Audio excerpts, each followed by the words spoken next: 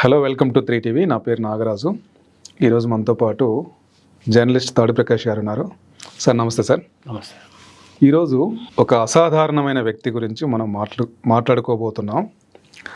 ఆయన రచయిత అండ్ రివోల్టర్, తిరుగుబాటుదారుడు, ప్రజల్ని ఆర్గనైజ్ చేసిన వ్యక్తి అండ్ ఏ చట్రంలోనూ ఇమడ్డానికి ఇష్టపడిన వ్యక్తి గురించి మనం మాట్లాడుకోబోతున్నాము. ఆయన పేరు కొమ్మిరెడ్డి విశ్వమోహన్ రెడ్డి. ఆయన గురించి ఈరోజు మనం తాడి ప్రకాష్ సార్తో మాట్లాడదాం. Sir 25 years back April 11th రోజు ఆయన ఎన్కౌంటర్ చేశారని నేను చదివాను. ఇందాక మీరు కూడా మాట్లాడుతూ చెప్పారు. 25 years తర్వాత ఆయన గురించి మాట్లాడుకోవాల్సిన అవసరం కానీ ఎందుకు ఉందంటారు మీరు? కొమ్మిరెడ్డి విశ్వమోహన్ రెడ్డి అనే సార్ కడప జిల్లాకు చెందిన ఒక పాతకాలపు రెవల్యూషనరీ, ఒక రచయిత, సార్ ఒక ఆదర్శం కోసం బతికినవాడు, ఆ ఆదర్శం కోసమే ప్రాణాలు అర్పించినవాడు. ఓకే. అందుకోసం ఆయన్ని తలుచుకోవాల్సిన అవసరం ఉంది, ఆయన గురించి మాట్లాడుకోవాల్సిన అవసరం ఉంది, ఓకే. ఆయన జీవితం గురించి తెలుసుకోవాల్సిన, మళ్ళీ ఈ తరానికి చెప్పాల్సిన అవసరం కూడా ఉందని నేను అనుకుంటున్నాను. మీరు అన్నట్టు చాలా అసాధారణమైన వ్యక్తిత్వం. సార్ కడప జిల్లా పొద్దుటూరు దగ్గర పొట్టిపాడు అలాంటి చిన్న గ్రామంలో ఆయన 1949లో పుట్టాడు. సార్ ఆయన పుట్టింది ఒక ధనిక భూస్వామి కుటుంబంలోనే, పేదవాడేం కాదు. ఓకే. అయితే అప్పటికి అక్కడ ఫ్యాక్షన్ గొడవలు అవి విపరీతంగా ఉండటం వల్ల ఓకే విశ్వమోహన్ రెడ్డి గారి కుటుంబం కొంత నష్టపోయింది.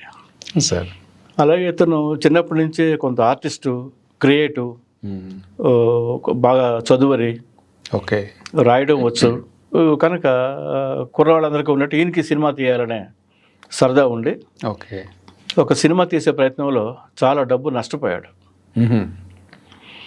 ఫ్యాక్షన్లో ఇల్లు నష్టపోయింది కుటుంబం కనుక కష్టాలు చాలా ఎర్లీగానే ప్రారంభమైనాయి. ఓకే. విశ్వమోహన్ రెడ్డి ఆయన ఏం చెప్పాలంటే ఒక మొండి మనిషి, పట్టుదల గలవాడు. ఓకే. కనుక ఈ పని చేయొచ్చు, ఈ పని చేయకూడదు, ఇది నాకు గౌరవం కాదు అలాంటిది ఏమి లేదు ఆయనకి. రిక్షా దొక్కాడు, ఓకే, ఏదో చిన్న షాప్లోనే ఎక్కడో పనిచేశాడు, నానా చాకరీ చేశాడు. ఓకే. చాలా ఏదైనా సరే ఇష్టంగా ఆనందంగా చేశాడు. ఏదో నా కర్మ ఇలా కాలిపోయింది అని అనుకోలే, లేదు, ఇష్టంగానే చేశాడు. ఏ పనైనా చేశాడు. బతకడం కోసం ఏ పనైనా చేస్తాను. డిగ్నిటీ ఆఫ్ లేబర్ అన్నాం కదా, అవును సార్. అలాగా ఆయన చేసి ఆయన నిలబడ్డాడు. 2 ఆస్పెక్ట్స్ ఉన్నాయండి సార్ ఆయనలో. మొదటిసారి ఎర్లీగా ఆయన మొదటి నుంచి కమ్యూనిస్టు. ఓకే. ఎందుకంటే అక్కడ ఆ జిల్లాలో కమ్యూనిస్ట్ పార్టీ ప్రభావం ఉండేది. Okay sir. అక్కడ కడపలో ఈశ్వరరెడ్డి గారని సిపిఐ నాయకుడు, చాలా పెద్ద పేరున్న గౌరవనీయమైన వ్యక్తి ఆయన. ఓకే. ఆయన ఎలక్షన్స్లో పోటీ చేసినప్పుడు ఆయనకి ప్రచారం చేసి ఆయన గెలవడానికి ఈయన తిరిగాడు ఈయన. ఓకే. అంటే మొదట విశ్వమోహన్ రెడ్డి సిపిఐలో పనిచేశాడు కొద్ది కాలం. తర్వాత క్రమంగా అభిప్రాయాలు మారుతూ వచ్చాయి, షిఫ్ట్ అవుతూ వచ్చాడు. విప్లవ రాజకీయాలు ఆకర్షించాయి. ఓకే. ఆకర్షించినప్పుడు ఈయన లిన్ పియావో గ్రూప్ అని ఉంటుంది నక్సలైట్లో, ఆ గ్రూప్లో పనిచేశాడు. చైనీస్ వాళ్ళదే సరే, అంటే చైనీస్ లిన్ పియావో. దాని తర్వాత అక్కడి నుంచి ఉక్రి అనేవాళ్ళం, UCCRI ML, అందులో పనిచేశాడు ఈయన గట్టిగా. అంటే ఒక ఉద్యమకారుడుగా, విప్లవకారుడుగా, ఒక రచయితగా, వ్యక్తిగా చాలా colourful personality. Okay. Very interesting human being. అంటే మనం చాలా తక్కువగా చూస్తాం అలాంటి వాళ్ళని. రేరెస్ట్ ఆఫ్ ది రేర్ అంటాం కదా, అలాంటిది విశ్వమోహన్ రెడ్డి లైఫ్. యుక్త వయసు వచ్చి పెళ్లి చేసుకోవాలి అనుకున్నప్పుడు ఆయన ఒక న్యూస్ పేపర్లో అడ్వర్టైజ్మెంట్ ఇచ్చాడు. నేను పెళ్లి చేసుకోవాలనుకుంటున్నాను, అయితే ఎవరన్నా ఒక వికలాంగురాలను చేసుకోవాలనుకుంటున్నాను. అంటే ఆయన ఉద్దేశం ఒక ఆదర్శ వివాహం చేసుకోవాలని.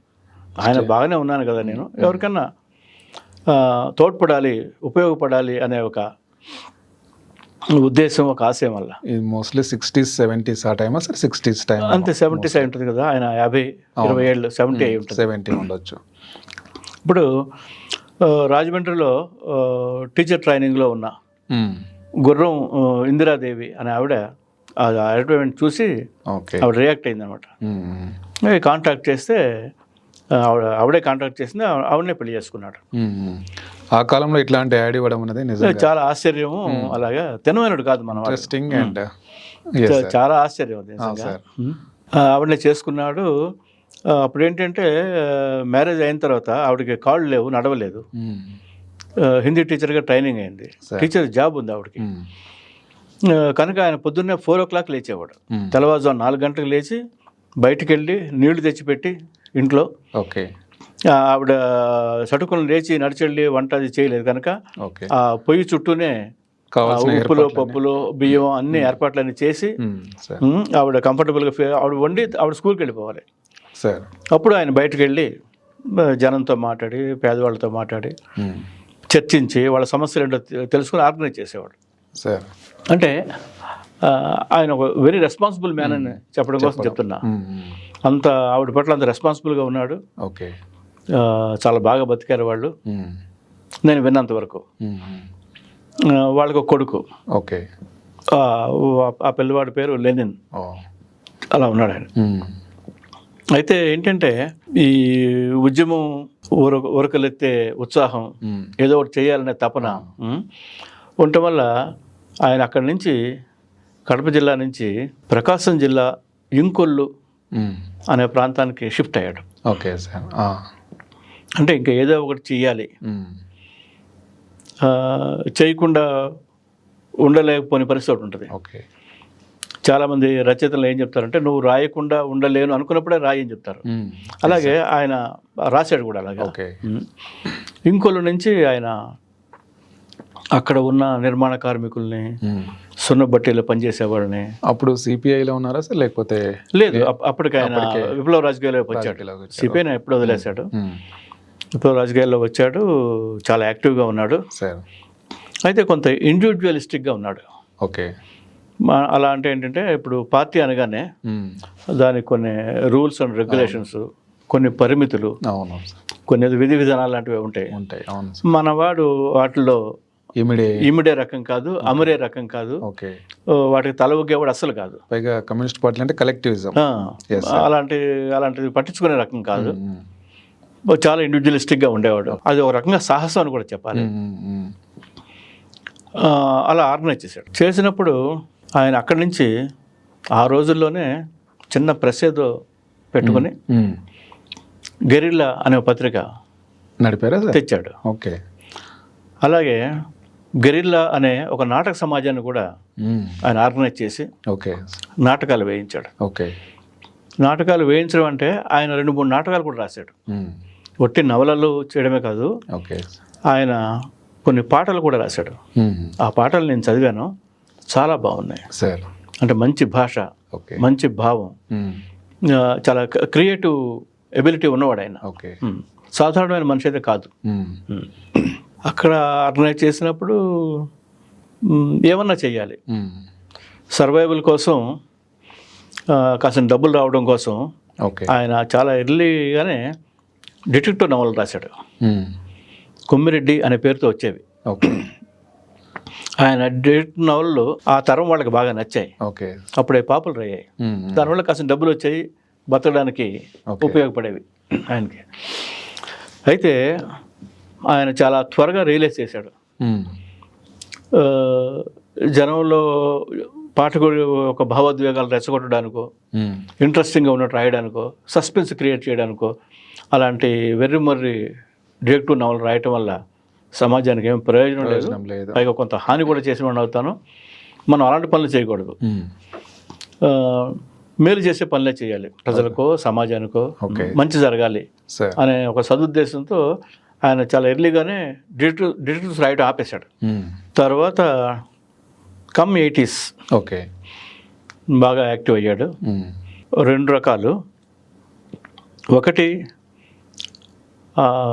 ప్రకాశం జిల్లాలో వర్కర్స్ని ఆర్గనైజ్ చేసి ఒక 70 ఎకరాలు ఆక్రమించి, మన బంజరు భూమి లాంటిది, వేస్ట్ ల్యాండ్ లాంటిది ఆక్రమించి అక్కడ 700 మందికి ఇళ్ళు కట్టించాడు ఆయన. ల్యాండ్ సంపాదించడం ఒక పని అయితే ఇల్లు కట్టడం చాలా పెద్ద టాస్క్. అవునవును సార్, అవును. కానీ ఆయన కట్టించాడు దగ్గరుండి, అందరిని ఆర్గనైజ్ చేసి ఓకే. దానికి లెనిన్ నగర్ అని పేరు పెట్టి, యా. అంత పెద్ద భూమి 70 ఎకరాలు ఉన్నప్పుడు వాళ్ళు వీళ్ళు రాజకీయ నాయకులు, గూండాలు యా యా సార్. వాళ్ళు ఈయన మీద దాడులు చేయడం, ఆపడానికి ప్రయత్నించడం, లేదా మాకు ల్యాండ్ ఇవ్వడం అడగడం చేసినప్పుడు ఈయన చాలా ధైర్యంగా వాళ్ళని ఎదుర్కొని సర్వైవ్ అయ్యాడు. ఓకే. బతకడం చాలా కష్టం ఆ టైంలో సార్. కానీ సర్వైవ్ అయ్యాడు. అలా ఇంకొక సందర్భంలో మరో చోట క్వారీ చేసినప్పుడు ఒక 60 ఎకరాలు ఆక్రమించి ఓకే వర్కర్స్తో ఆ సున్న బట్టీల్లో పనిచేసే పేదవాళ్ళందరికీ యా యా ఆయన కొన్ని వందల ఇళ్ళు కట్టాడు. ఆ ఏరియాకి దానికి తరిమేల నాగిరెడ్డి నగర్ అని పేరు పెట్టాడు. అది చిన్న విషయం కాదు కదా, అలా సింగిల్ హ్యాండ్ ఒక వ్యక్తి చేశాడు. కొందరు ఆర్గనైజ్ చేసి వాళ్ళతో పాటు ఉద్యమాలు నడిపి, ఊరేగింపులు నడిపాడు, మెమరాండం అంటే విజ్ఞాపన పత్రాలు ఇచ్చాడు, అన్ని పనులు చేశాడు, చేయని పని అంటూ లేదు. అయితే ఒకసారి ఈ విప్లవ పార్టీ ఒక పార్టీ సార్, బహుశా ఎన్పిఆ వాళ్ళే అనుకుంటా, అవసరాలకి డబ్బుది కావాలి కదా, ఏదో ఒకటి చేసి బ్యాంక్ అన్న కొల్లగొట్టమని చెప్పినప్పుడు ఓకే ఈయన కొందరిని తీసుకొని ఒక గవర్నమెంట్ బ్యాంకు దోపిడీకి ప్రయత్నించాడు. వెళ్ళాడు, జరిగింది. ఈ లోపల పోలీసులు వచ్చారు. ఆ బ్యాంకు దోపిడీ ప్రయత్నం జరగలేదు, విఫలమైంది. ఓకే. జీప్లో వెళ్ళిపోయాడు, పారిపోయాడు. అయితే కొంత దూరం వెళ్ళిన తర్వాత జీప్ బురదలో కూరుకుపోయింది, అక్కడి నుంచి కదలలేదు. దాంతో పోలీసులు వచ్చి ఈయన అరెస్ట్ చేశారు, జైల్లో పెట్టారు. కొద్ది కాలం జైల్లో ఉండే జైలు నుంచి తప్పించుకున్నాడు. అవునా సార్? ఓకే. మళ్ళీ ఇంకో సందర్భంలో అరెస్ట్ అయ్యాడు, మళ్ళీ జైలు నుంచి తప్పించుకున్నాడు. పోలీసుల కళ్ళు కప్పి ఏదో చేసి చాలా సాహసాలు లేదా దుస్సాహసాలు చేశాడు ఆయన. Okay sir. అప్పుడే ఆయన అంటే దేనికి వెరవని మనిషి కూర్చొని జైలు జీవితాన్ని అంతా ఒక నవలగా రాశాడు. ఆ నవల పేరు జైలు. పోలీసు వ్యవస్థలో ఒక భాగమే జైలు కూడా. ఆ జైళ్ళల్లో ఎంత అరాచకం జరుగుతుంది, ఎంత అవినీతి జరుగుతుంది, పోలీసులు అనేవాళ్ళు ఎంత నిర్దాక్షిణ్యంగా, ఎంత క్రూరంగా బిహేవ్ చేస్తున్నారు అనే దాన్ని ఎక్స్పోజ్ చేస్తూ ఆయన నవల రాశాడు. ఆ నవల ఈనాడు వాళ్ళ పాపులర్ మ్యాగజైన్ మంత్లీ చిత్రంలో వచ్చింది తేలి చేతి మీద. అంటే అంతంత ఉద్యమాలు, పోరాటాలు చేస్తున్నప్పుడు కుదురుగా కూర్చున్నాడని చాలా కష్టం. అవును. ఈ సందర్భంలోనే ఆయన చతుర సంపాదకుడు చలసాని ప్రసాదరావుతో కాంటాక్ట్లోకి వచ్చాడు. ఓకే. ఆయన ఈనాడు ఆఫీస్కి 2-3 సార్లు వచ్చాడు, విశ్వమోహన్ రెడ్డి. ఓకే. వచ్చినప్పుడు ఆయన నవల్లో ఆయన చాలా వేగంగా నవలు రాసేవాడు అని చలసాని ప్రసాదరావు గారు చెప్పారు. ఓకే. వేగంగా అంటే ఏంటంటే 2 రోజుల్లో ఒక నవల. Wonderful sir. అసలు అంటే ఒక 48 గంటల్లో ఆయన నవల రాసేసేవాడు. అంత హర్రీడ్గా రాయడం వల్ల కొంచెం కరెక్ట్ చేయాల్సి వచ్చేది, కొన్ని వాక్యాలు సవరించడం, కొన్ని మాటలు మార్చడం, ఓకే, అలాంటివి చేశాడు. నేను ఎడిట్ చేశాను దాన్ని. అది చూసి విశ్వమోహన్ రెడ్డి గారు నచ్చింది, ఇది బాగుంది, మీరు మార్చరాసింది అని ఆయన అన్నాడు. అప్పుడు ఆయన వెళ్ళే టైం వచ్చినప్పుడు, మీరు ఊరి నుంచి అది వచ్చారు కదా, మీకు ఎంత ఇమ్మంటారు అని అడిగాను. అడిగితే విశ్వమోహన్ రెడ్డి 463 రూపాయలు ఇవ్వండి సార్ అని చెప్పాడు. అంటే అంత ఖచ్చితంగా ఉండేవాడు. ఎక్స్ట్రా రూపాయి కూడా తీసుకోవడానికి ఆయన ఇష్టపడే మనిషి కాదు. ఓకే. జనం కోసం పనిచేయడం, బ్యాంకు కొల్లగొట్టే ప్రయత్నం కూడా ఆ డబ్బులు జనానికో పార్టీకో వాడదామని, ఆయన స్వార్థానికి, ఆయన సొంతానికి కాదనమాట. అలాంటి పర్సనాలిటీ. సరే, ఈ ఉద్యమాలు, విప్లవ రాజకీయాలతో పాటుగా ఆయన వ్యక్తిగా మనం ఎట్లా గుర్తుంచుకోవచ్చు, ఒక రచయితగా కానీ? అదేనండి, వ్యక్తిగానే ఆదర్శంగా ఉన్నవాళ్ళు మనకు చాలామంది తెలుసు. అయినప్పటికీ అంటే ఇంత భయంకరమైన కమిట్మెంట్, ఎట్టి పరిస్థితుల్లో ప్రజల వైపే ఉండాలి, పేదవాళ్ళ వైపే ఉండాలి, వాళ్ళ కోసమే పోరాడాలి అని తెలిసి చేసినవాడు. అది చిన్న విషయం కాదు, చాలా కష్టంతో కూడుకుని తెలిసి కూడా ఆ మార్గాన్ని ఎన్నుకున్నాడు. నాకు నచ్చింది ఏంటంటే విశ్వమోహన్ రెడ్డి గారిలో ఆయన బాధ్యత, ఒక నాయకుడిగా, ఒక ఉద్యమకారుడిగా, భర్తగా, ఇంట్లో పిల్లవాడితో, భార్యతో ఎంత బాధ్యతగా ఉన్నాడో, ఉద్యమంలో కూడా అంతే బాధ్యతగా ఉన్నాడు. ఓకే. జనరల్గా విప్లవ రాజకీయాల్లో ఉన్న వాళ్ళు కొంత ఫ్యామిలీ విషయంలో రెక్లెస్గా ఉండే అవకాశం ఉంటుంది, కుదరదు, అటెండ్ కాలేరు అంటారు. అలాంటివి లేకుండా బాగా ఉన్నాడు. ఉద్యమం పట్ల అంతే రెస్పాన్సిబిలిటీతో ఉన్నాడు. ఆ బాధ్యతలో భాగంగానే ఆయన కొన్ని అరాచకాలు లాంటివి చేసి ఉండొచ్చు. ఓకే, దాడులు చేయడం అలాంటివి, ల్యాండ్ గ్రాబ్ చేయడము, పేదల కోసం చేయడము, ఏం చేసినా నేను వాళ్ళ కోసం చేస్తున్నాను అనే ఒక గొప్ప సాటిస్ఫాక్షన్తో చేశాడు. ఓకే, కనుక వ్యక్తిగా చాలా ఉన్నతమైన వాడు. సార్, ఒక రచయితగా విశ్వమోహన్ రెడ్డి గారిని మనం గుర్తుంచుకోదగ్గ వ్యక్తిగా మనం ఎట్లా తీసుకుంటాం? అది ఏంటంటే నేను కూడా తక్కువ చదివాను. అయితే ఆయన రచనల గురించి కొందరు బాగా చదువుకున్న వాళ్ళు, సార్, అంటే ఆయన చివరి రోజుల్లో, అంటే చనిపోవడానికి 7-8 ఏళ్ల ముందు ఈ జనసాహితీ దాంట్లో ఉన్నాడు ఆయన, వాళ్ళతో కలిసి ఉన్నాడు. అంటే కొత్తపల్లి రవిబాబు, దివ్యకుమార్ గారు, ఇంకా ఇతరులు వాళ్ళతో కలిసి ఉన్నాడు. వాళ్ళతో నేను మాట్లాడాను. వాళ్ళు ఏం చెప్పారంటే చాలా మంచి రచయిత, చాలా మంచి రచయిత, అంటే ఊరినే అనడం కాకుండా ఒక స్థాయి ఉన్నవాడు, ఒక విజన్ ఉన్నవాడు, ఒక క్రియేటివ్ ఆర్టిస్టు, బాగా చదువుకున్నవాడు, ఈ సమాజాన్ని, ఈ జీవితాన్ని, లేదా జీవితపు చీకటి కోణాలని తను బాగా ఆకళింపు చేసుకుని దానికి గొప్ప ఎక్స్ప్రెషన్ ఇవ్వగలిగినవాడు, ఒక మంచి వాక్యం రాయగలిగినవాడు. అంటే నవల స్వరూపం, రాసే విధానం, దాన్ని నడిపించడం అంతా బాగా తెలిసినవాడు అని చెప్పారు. ఆయన నేను చదివిన దాని ప్రకారం 20 నవలలు రాశాడు. అందులో మెజారిటీ 12 వరకు చతురులో వచ్చాయి. ఓకే, ఈనాడు వాళ్ళు ఇంత వరుస పెట్టి వేయడానికి కారణం ఏంటి సార్? అంటే ఫాస్ట్గా రాస్తాడనా, లేక దాన్ని నడిపించడం కూడా బాగా తెలిసిన వ్యక్తినా నవలను? అంటే అప్పట్లో చతుర మాసపత్రికి కొన్ని రూల్స్ ఉండేవి సార్. అవి మరీ విస్తృతమైన పెద్ద నవలలు కాదు, 100 పేజీలు లోపేదో ఉండాలి నవల. సమాజ సమస్యలు అవి ఉండొచ్చు, కానీ వాళ్ళు కొంత ఫ్రేమ్ వర్క్ అది ఉంటుంది కదా, అవును, దానికి సరిపోయినాయి నవల్లో. అది ఒకటి. ఇంకోటి పాపులర్ కావాలి వాళ్ళ పత్రిక, వాళ్ళ మాస్ పత్రిక పాపులర్ కావాలంటే మంచి నవలలు, అంటే గ్రిప్పింగ్గా పాఠకుడిని చదివించేవి, వాళ్ళని ఇంట్రెస్ట్ జనరేట్ చేసేవి. అంటే ఈయన నవళ్ళు వాళ్ళ స్కీమ్కి సూట్ అయినాయి బాగా. అలాగే సంపాదకుడు చలసాని ప్రసాదరావు గారు కూడా బాగా చదువుకున్నవాడు. ఇంకో రకంగా చెప్పాలంటే విప్లవోద్యమానికి సానుభూతి పడు కూడా ఆయన. అయినందువల్ల వీళ్ళ అభిప్రాయాలు కూడా కొంత కలిసాయని చెప్పచ్చు. అంటే సమాజంలో మార్పు కోసం ఒక చిన్న ప్రయత్నం, మనం కూడా సమిధన ఒక్కటి అన్నట్టుగా ఉంది. నాకు తెలిసినంత వరకు 5 నవలలు 5 నెలల పాటు వరుసగా విశ్వమోహన్ రెడ్డి గారి వచ్చినాయి. అంటే ఒక నవల కొమ్మిరెడ్డి అని, ఒకటి విశ్వమోహన్ రెడ్డి అని, ఒకటి ఏదో మోహన అని, అలా రకరకాల పేర్లతో 5 నెలల వరుసగా 5 నవలలే వేశారు. సో అంత బాగా రాసే వ్యక్తి. దానికి వచ్చే రెమ్యూనరేషన్ అది ఈయన ఆర్గనైజ్ చేసే సంఘాలకి, యూనియన్లకి ఖర్చు పెట్టేవాడని నేను చదివాను. కనుక ఆయన రచనల మీద ఇప్పుడు ఒక సరైన అధ్యయనం జరగాలి. వాటి గురించి ఎవరైనా బాగా రాయగలిగితే బాగుంటుంది.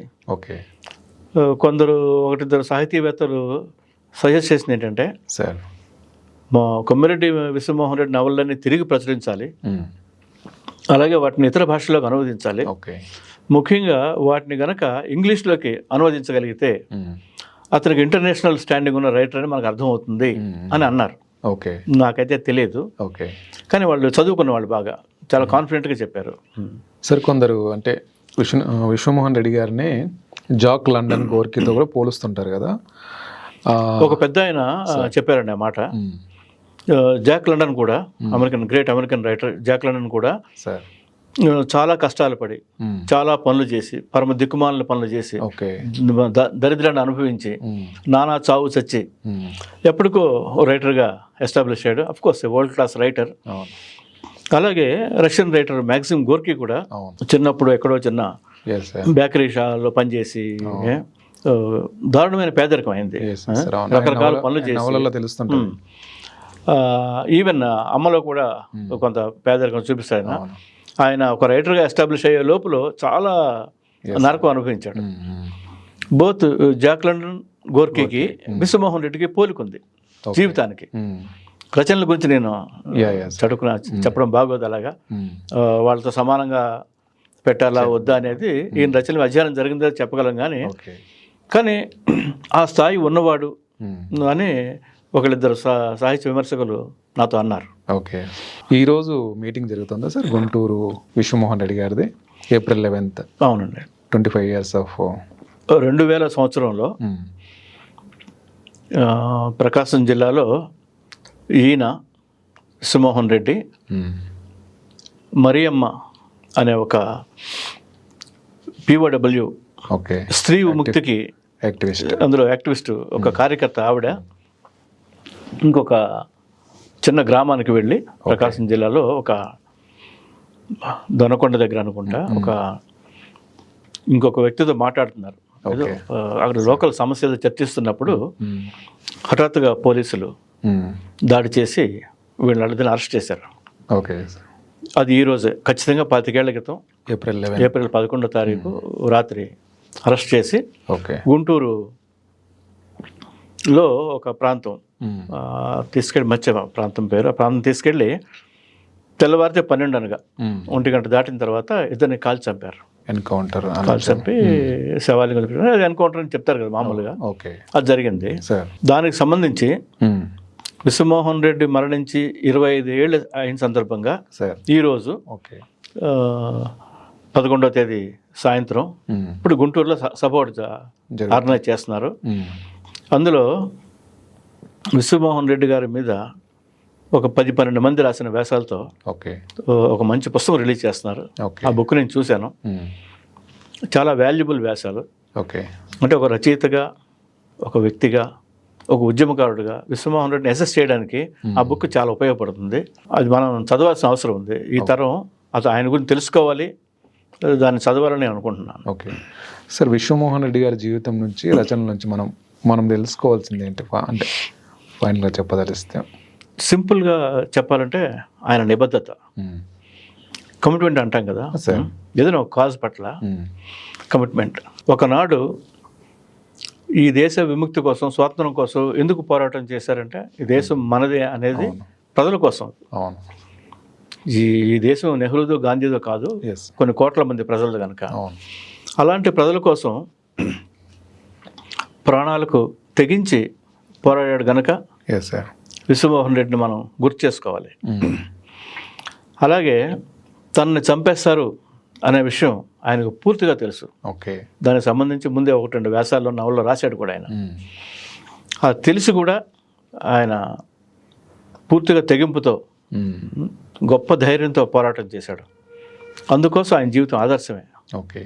అనార్కిస్ట్ విశ్వమోహన్ రెడ్డి గారి జీవితాన్ని మనం అంటే మీరు చెప్తున్న విషయాలను పరిశీలించినప్పుడు, ఆ బ్యాంకు దోపిడీ ఒకటి, కొన్ని లూటీలు ఇట్లాంటివి చూసినప్పుడు కొంత ఒక రకమైన అనార్కిజం అంటే అరాజకవాదం అంటారా సార్, అట్లాంటిది కూడా కనిపిస్తుందా మనం?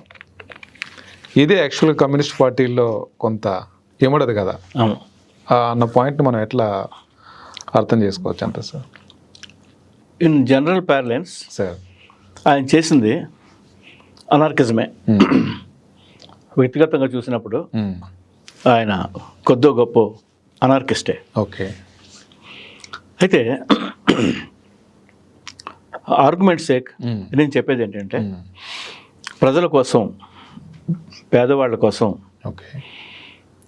ప్రజల మేలు కోసం, బాగు కోసం అని చెప్పి రాజకీయ నాయకులు 1 ఎకరము, 2 ఎకరాలు, 5 ఎకరాలు కాకుండా 100 ఎకరాలు సంపాదించుకోవడం, 100 కోట్లు వెనకేసుకోవడం, 1000 కోట్లు విమానాల్లో, హెలికాప్టర్లో తిరగటం, అంటే ఫారిన్ టూర్లకు వెళ్ళటం, కుటుంబం అంతా ఫారిన్ టూర్లకు వెళ్ళి రావటం, ఇదంతా న్యాయమైతే విశ్వమోహన్ రెడ్డి చేసింది కూడా న్యాయమే కదా. ఇది అనార్కిజమే అయితే వీళ్ళు చేసింది, విశ్వమోహన్ రెడ్డి చేసింది అనార్కిజమే.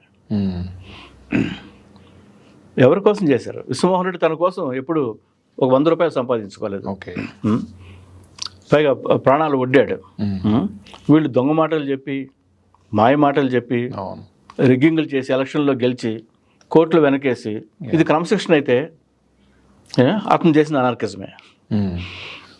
వీళ్ళది అనార్కిజం అయితే అతనంత క్రమశిక్షణ ఉండడం కూడా లేడు. ఓకే, అలా అనుకోవాలి.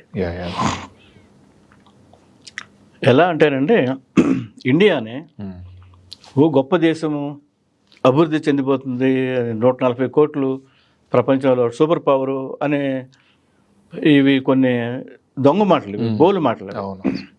మీకు గుర్తుంటే ఒక 15-20 ఏళ్ల క్రితం మహారాష్ట్రలోని ఒక్క ఏరియా, విదర్భ ఆ ఏరియా, ఆ పేద ఏరియా, ఆ ఏరియాలో 2-3 ఏళ్లలోనో 4-5 ఏళ్లలోనో అనుకుంటా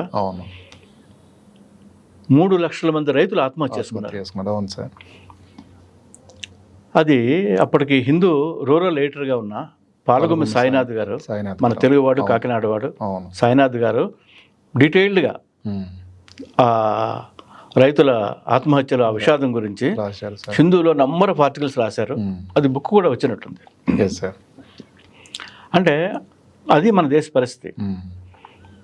ఆంధ్రప్రదేశ్లో, తెలంగాణలో, ఇతర రాష్ట్రాల్లో కూడా రైతులు ఆత్మహత్య చేసుకున్నారు. చేనేత కార్మికులు ఆత్మహత్య చేసుకున్నారు.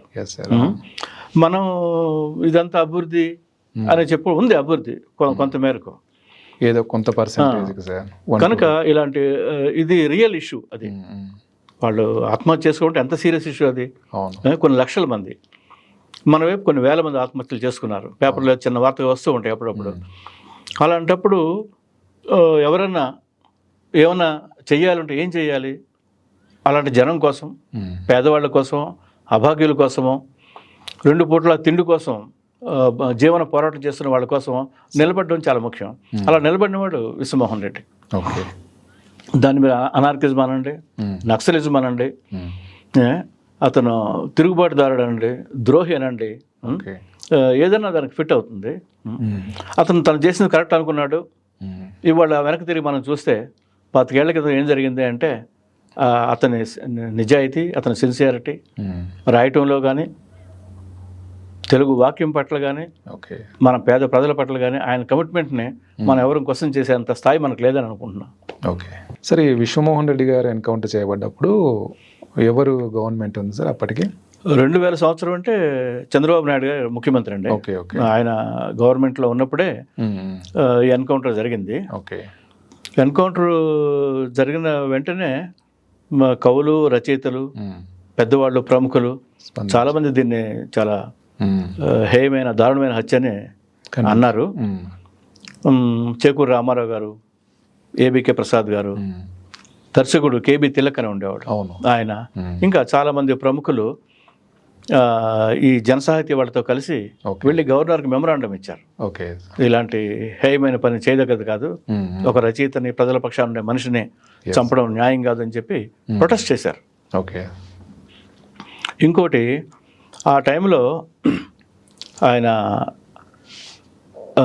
లెనిన్ నగర్ కట్టాడు కదా జనం కోసం. వాళ్ళందరూ ఆయన చనిపోయిన తర్వాత ఆ నాయకుడి మీద గౌరవంతో, అభిమానంతో ఒక స్తూపం కట్టాలనుకున్నారు. అప్పుడు చంద్రబాబు గవర్నమెంట్ దాన్ని యాక్సెప్ట్ చేయలేదు, ఆ పని చేయడానికి వీల్లేదని చెప్పింది. నెక్స్ట్ ఎలక్షన్స్లో చంద్రబాబు నాయుడు ఓడిపోయిన తర్వాత ఇంకో గవర్నమెంట్ వచ్చినప్పుడు వాళ్ళు లెనిన్ నగర్లో విశ్వమోహన్ రెడ్డి 60వ పుట్టినరోజు సందర్భంగా 60 అడుగులు ఎత్తైన స్తూపం కట్టారు. అంటే ప్రజల్లో ఎంత అభిమానం సంపాదించుకోకపోతే అలా చేస్తారు. ఇప్పటికీ ఆయనకి వాళ్ళు దండం పెట్టుకొని ఇప్పటికీ విశ్వమోహన్ రెడ్డి పేరు చెప్తే వాళ్ళు కన్నీళ్లు పెట్టుకుంటారు. అంత అభిమానం, ఆదరణ సంపాదించుకున్న నాయకుడు ఆయన. సార్, మీరు విశ్వమోహన్ రెడ్డి గారి గురించి ఈ విషయాలని చెప్తుంటే చిన్నప్పటి నుంచి ఆయన కష్టాలు ఎదుర్కొన్న తీరు కానీ, ఆ తర్వాత అడ్వెంచరిజం లాంటి కొన్ని పనులు చేసిన తీరు కానీ, జైలు జీవితం కానీ, ఇవన్నీ కూడా ఇప్పుడు వస్తున్న వెబ్ సిరీస్లకి ఏమీ తీసిపోయేటట్టుగా లేవు. నిజానికి అంత డిఫరెంట్ లైఫ్ ఉంది మోహన్ రెడ్డి గారికి. అట్లాంటి లైఫ్ని ప్రిజర్వ్ చేయాల్సిన అవసరం ఉందంటారా సార్? ఏ రకంగా చేయొచ్చు? తప్పకుండా అండి. ప్రిజర్వ్ చేయడం అంటే ఏంటంటే, మీరు వెబ్ సిరీస్ అన్నారు. అఫ్ కోర్స్ ఇదంతా కమర్షియల్ టైమ్స్ కనుక ప్రతిదాన్ని కమర్షియలైజ్ చేయటం, ఇందులో కూడా క్లబ్ డాన్స్ పెట్టడం, ఇలాంటి పిచ్చి వేషాలు లేకుండా అయితే ముందు జరగాల్సింది విజువల్గా సరే ఆయన జీవితం మీద ఒక థరో రీసెర్చ్ జరగాలండి. ఓకే. ఆయన పుట్టుక, అప్పటి పరిస్థితులు, అప్పటి కడప జిల్లాలో ఉన్న ఈ హార్ట్లెస్ ఫ్యాక్షనిజము, ఆయన బాల్యం, పెళ్ళి, వీటి గురించి మనకు అరకొరగా తెలుసండి డీటెయిల్స్. ఇప్పుడు అక్కడ కొంత ఎక్కడ కొంత అని అన్నిటిని లింక్ చేసి ఓకే ఆయన జీవితం మీద ఒక సంపూర్ణంగా సమగ్రంగా ఒక రికార్డు ఉండాలి. అంటే ఒక పుస్తకం తేవాల్సిన అవసరం ఉంది. Yes sir. ఇప్పుడు పిహెచ్డీలు చేస్తారు కదా, ప్రతి చిన్నదానికి పిహెచ్డీ అంటారు. అలాంటిది దీన్ని, ఆయన జీవితాన్ని అలా చేస్తే బాగుంటుంది. మీరు అన్నట్టు ఒక మంచి డాక్యుమెంటరీ కానీ, ఒక ఇంట్రెస్టింగ్ వెబ్ సిరీస్ కానీ చేయాల్సినంత అవసరం ఉంది. అదేంటంటే మన వాళ్ళని, మన వీరుల్ని, మన హీరోల్ని మనం గౌరవించుకోవడం అవుతుంది. ముందు తరాలకి మనం ఏమిస్తామంటే ఇలాంటి వాళ్ళని ఇన్స్పిరేషనల్గా ఒక ఆదర్శం కోసం నిలబడిన వాళ్ళని వాళ్ళకి ఒక నమస్కారం పెట్టుకోవడం. ఓకే.